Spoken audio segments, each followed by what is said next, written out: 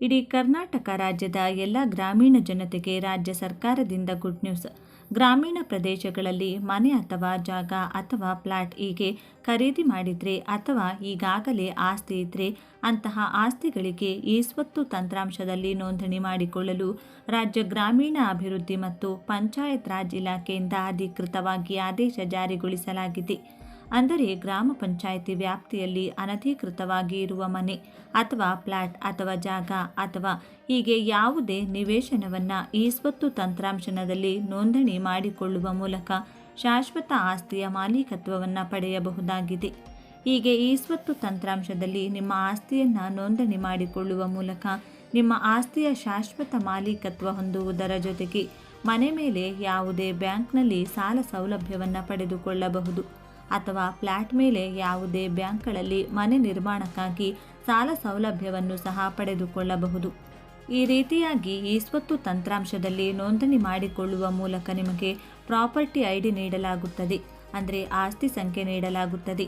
ಈ ರೀತಿಯಾಗಿ ನೀಡುವ ಮೂಲಕ ನಿಮ್ಮ ಆಸ್ತಿಯ ಮೇಲೆ ಯಾವುದೇ ಕೃಷಿ ಜಮೀನಿನಲ್ಲಿ ನಿಮಗೆ ಫ್ಲ್ಯಾಟ್ ನೀಡಿರುವ ಆ ಜಮೀನಿನ ಮಾಲೀಕನಿಗೂ ಕೂಡ ನಿಮ್ಮ ಫ್ಲ್ಯಾಟ್ ಮೇಲೆ ಯಾವುದೇ ಹಕ್ಕು ಇರಲ್ಲ. ಹಿಂದಿನ ಕಾಲದಲ್ಲಿ ಅಂದರೆ ಕಳೆದ ಕೆಲವು ವರ್ಷಗಳ ಹಿಂದೆ ಕೃಷಿ ಜಮೀನುಗಳಲ್ಲಿ ತಂದೆಯು ಮಾರಾಟ ಮಾಡಿರುವ ಫ್ಲ್ಯಾಟ್ಗಳಿಗೆ ಮುಂದೆ ಮಗನು ಅನಧಿಕೃತವಾಗಿ ಆಕ್ರಮಿಸಿ ಇದು ನನ್ನ ಕೃಷಿ ಜಮೀನು, ಇಲ್ಲಿಂದ ಜಾಗ ಖಾಲಿ ಮಾಡಿ ಎಂದು ಕೋರ್ಟಿಗೂ ಕೂಡ ಹೋಗಿರುವ ಘಟನೆಗಳು ರಾಜ್ಯದಲ್ಲಿ ನೋಡಿದ್ದೇವೆ. ಯಾಕೆಂದರೆ ಕೃಷಿ ಜಮೀನುಗಳಲ್ಲಿ ನಿವೇಶನ ಉದ್ದೇಶಕ್ಕಾಗಿ ಮನೆ ಆಗಲಿ ಅಥವಾ ಫ್ಲ್ಯಾಟ್ ಆಗಲಿ ನಿರ್ಮಾಣ ಮಾಡಿಕೊಳ್ಳುವಂತಿಲ್ಲ.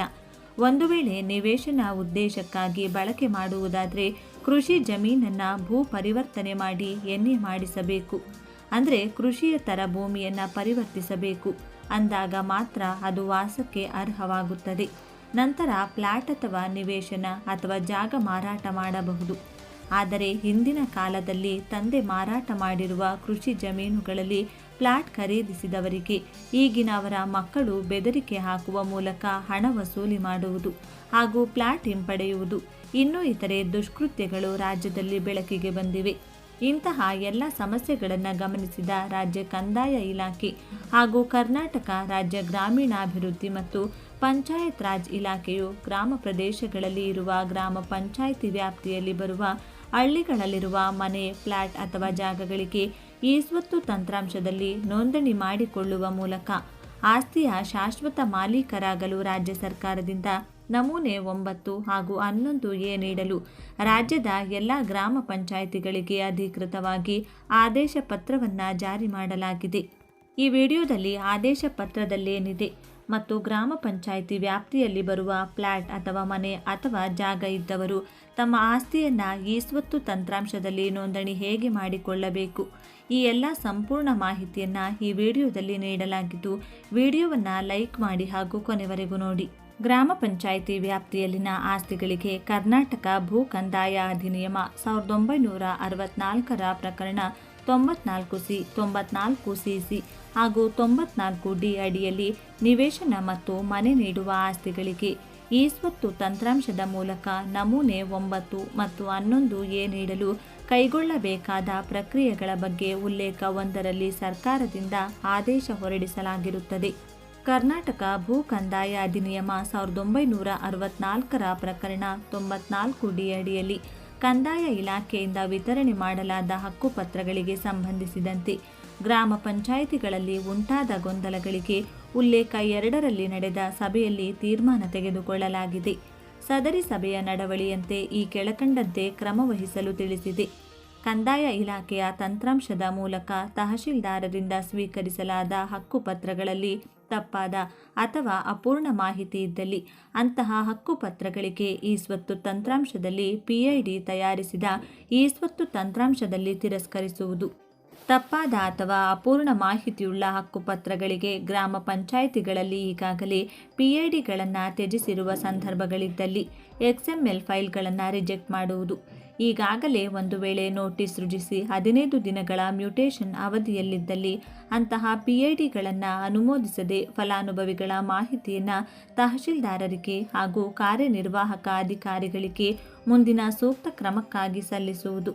ತಹಶೀಲ್ದಾರರಿಂದ ಸ್ವೀಕರಿಸಲಾದ ಹಕ್ಕುಪತ್ರಗಳ ವಿವರಗಳನ್ವಯ ಈಗಾಗಲೇ ಗ್ರಾಮ ಪಂಚಾಯಿತಿಯ ಪಂಚತಂತ್ರ ತಂತ್ರಾಂಶದಲ್ಲಿ ಫಲಾನುಭವಿಯ ವಿವರಗಳಿದ್ದಲ್ಲಿ ತಹಶೀಲ್ದಾರರಿಂದ ಸ್ವೀಕರಿಸಲಾದ ಹಕ್ಕುಪತ್ರಗಳಿಗೆ ಹೊಸದಾಗಿ ಈ ಸ್ವತ್ತು ತಂತ್ರಾಂಶದಲ್ಲಿ ಪಿಐಡಿ ಸೃಜಿಸದೆ ಪಂಚತಂತ್ರ ತಂತ್ರಾಂಶದಲ್ಲಿನ ಆಸ್ತಿಯ ಪಿಐಡಿ ಹಕ್ಕುಪತ್ರವನ್ನು ಜೋಡಣೆ ಮಾಡುವುದು.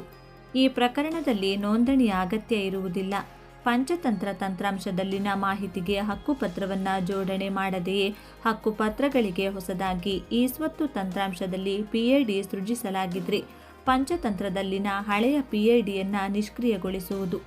ಪಂಚತಂತ್ರ ತಂತ್ರಾಂಶದಲ್ಲಿನ ಮಾಹಿತಿಗೆ ಹಕ್ಕುಪತ್ರವನ್ನು ಜೋಡಣೆ ಮಾಡದೆಯೇ ಹಕ್ಕುಪತ್ರಗಳಿಗೆ ಹೊಸದಾಗಿ ಈ ಸ್ವತ್ತು ತಂತ್ರಾಂಶದಲ್ಲಿ ಪಿಐಡಿ ಸೃಜಿಸಲಾಗಿದ್ದು ಮತ್ತು ಪಂಚತಂತ್ರ ತಂತ್ರಾಂಶದಲ್ಲಿನ ಪಿಐಡಿಯನ್ನು ಈ ಸ್ವತ್ತು ತಂತ್ರಾಂಶದಲ್ಲಿ ಒಂದಕ್ಕಿಂತ ಹೆಚ್ಚು ಬಾರಿ ವರ್ಗಾವಣೆಗೆ ಒಳಪಡಿಸಿದರೆ ಅಂತಹ ಸಂದರ್ಭದಲ್ಲಿ ಹಕ್ಕುಪತ್ರಗಳನ್ನು ಸೃಜಿಸಲಾಗಿರುವ ಪಿಐಡಿಯ XML ಫೈಲ್ಗೆ ಗ್ರಾಮ ಪಂಚಾಯತಿಯಿಂದ ನೋಟಿಸ್ ಸೃಜಿಸದೆ XML ಫೈಲನ್ನು ರಿಜೆಕ್ಟ್ ಮಾಡುವುದು.